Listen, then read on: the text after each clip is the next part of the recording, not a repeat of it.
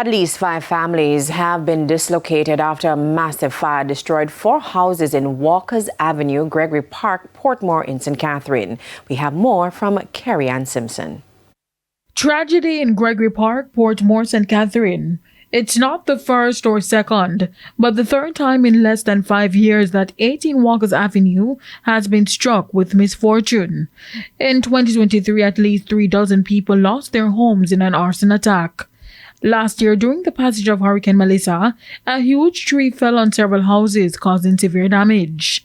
And sometime after 9 Tuesday night, tragedy struck again, this time at 19 Walker's Avenue. At least 4 houses were destroyed. I hear somebody say fire, fire. So when I run towards my house, the fire already blaze, I can't go in. So I start ball out for my son and the youth with it there.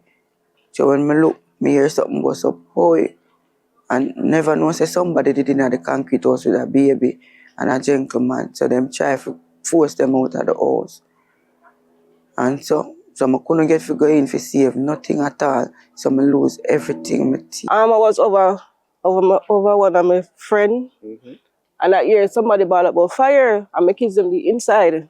And I rush come on, then pull the door and come out. When I come out, I see the blazing fire.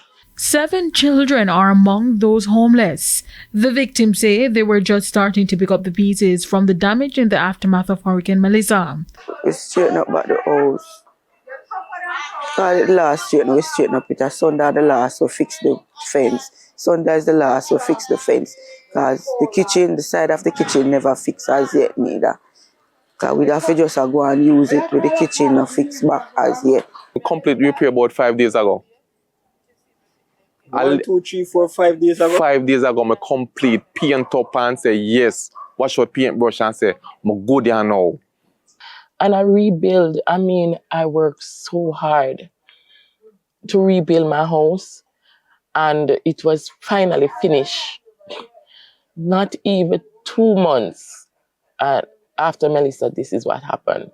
It's alleged that the fire may have stemmed from a land dispute. The families are appealing for help. The police are investigating. Antonia Atkinson, TVJ News.